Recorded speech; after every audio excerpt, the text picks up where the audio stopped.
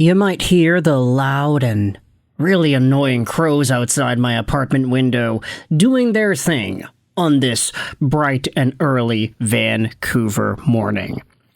But today, I wanted to take some time to talk about the Montreal Canadiens and what exactly could be bestowed upon them in regards to this man right here.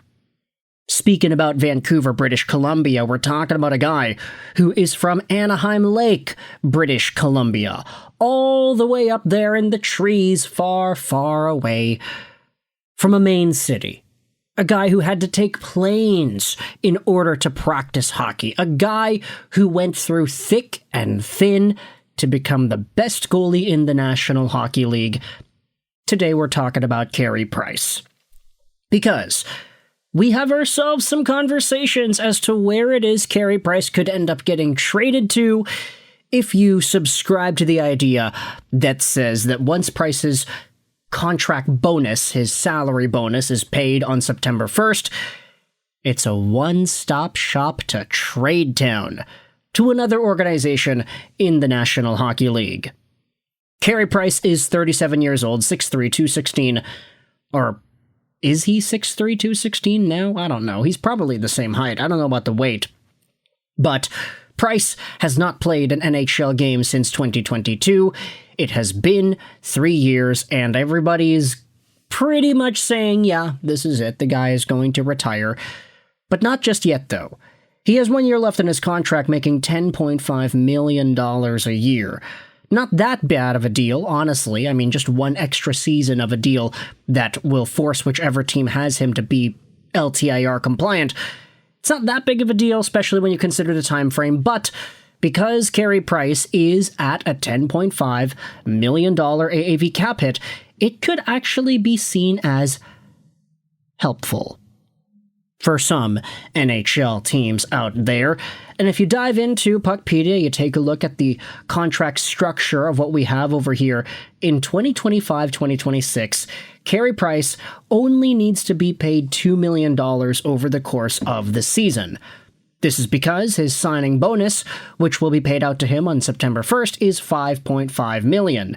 He'll get that amount of money all at once, and then the rest of this money will be paid out towards the rest of the season, which means that for Montreal, or whichever team ends up holding on to Price's contract for the course of the year, they only need to pay him $2 million over the course of the season. Now, the cap hit is different.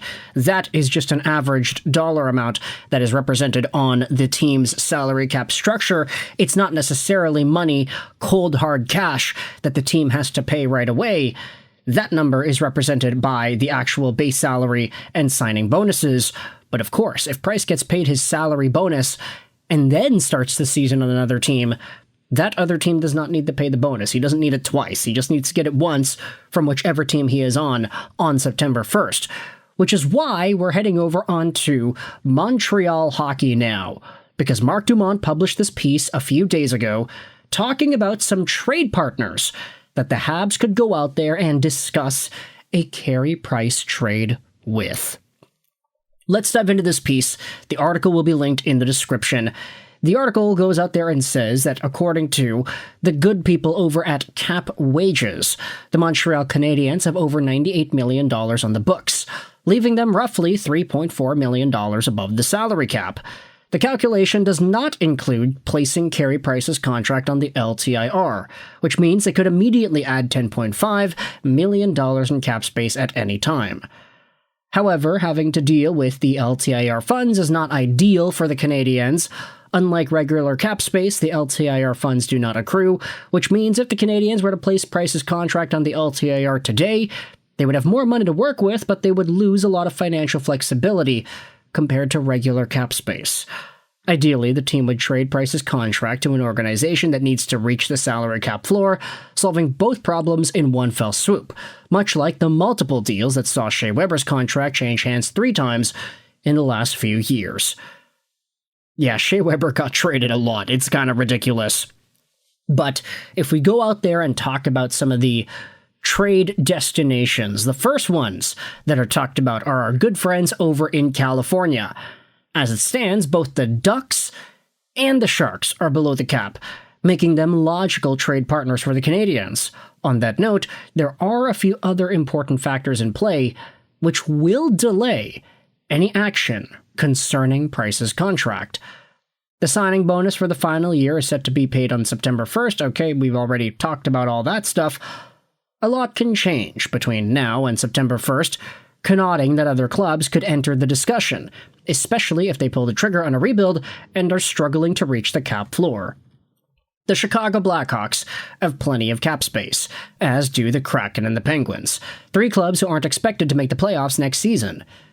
Beyond helping teams reach the cap floor, the Habs may have to sweeten the pot by adding a mediocre draft pick to the mix.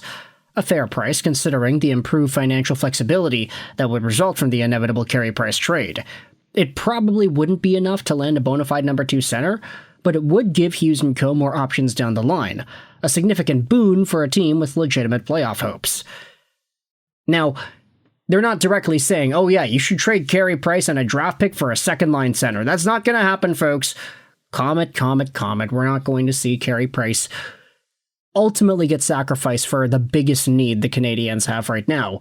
A need that, like, 15 other NHL teams have, pretty much. But essentially, the financial flexibility that the Canadiens could gain from a Carey Price trade is significant, and especially so if you think about the signing bonuses and salary bonuses that any of the younger prospects the Canadiens have in their system could achieve. Let's say Ivan Demidov gets some of the Schedule A and B bonuses that he does have in his contract. If the Canadiens are in LTIR, that all of a sudden makes those bonuses penalties for next season's cap. So having the Canadiens operating under the cap in a meaningful capacity, accruing space, and not holding on to a $10.5 million albatross, it is very helpful. But thinking about some of these teams that could go out there and acquire a Carey Price, it does start to get interesting. Now, as you're seeing right here on Puckpedia, the Montreal Canadiens, according to this site, they have the second, lowest cap space in the NHL with negative 4.5. That's not a lot of cap space. In fact, it's literally negative. Take away Carey Price and you're up in the $6 million range right now. Scroll down, however, and you start to see some of these other teams here. Chicago, imagine Bedard and Carey Price on the same team technically. The Blackhawks have so many guys that have been making so much money over the course of the past few years. They still have Shea Weber right now. Would that not be kind of poetic to have Price and Weber on the same roster to end off their NHL careers together? I mean, never mind all the other guys that have been rotating around teams like Arizona and Pavel Datsyuk, Marian Hossa, and all that. Carey Price can go down in lore as another one of these names. Anaheim, San Jose, Columbus, they're all in here as well. Not to mention the Pittsburgh Penguins. I'm thinking about the Columbus Blue Jackets. They've needed goaltending support this whole time. Obviously, Carey Price is not going to come back and play, but it would be kind of funny to see Carey Price's name on a Blue Jackets roster. But if these are the teams that you're thinking have a highest likelihood chance of trading for Carey Price, I want you to let me know your thoughts in the comment section below. How does that make you feel? The article also mentioned Seattle. It mentioned here Pittsburgh. What are your thoughts on these markets and whether or not they should be in the market for a Carey Price-like asset? The Pens, in particular, they could probably go out there and get some extra stuff because they need to rebuild. They're going down this path where they're getting younger and they're selling. Would it not make sense for them too? With that in mind, let me know your thoughts in the comment section below. How do you feel about Carey Price and this trade update here? Teams being linked to the Montreal Canadiens as potential destinations. We've got the Sharks, we've got the Ducks, we've got Seattle, Pittsburgh, and others. Let me know in the comment section all your opinions. I hope you enjoyed this video. And bye.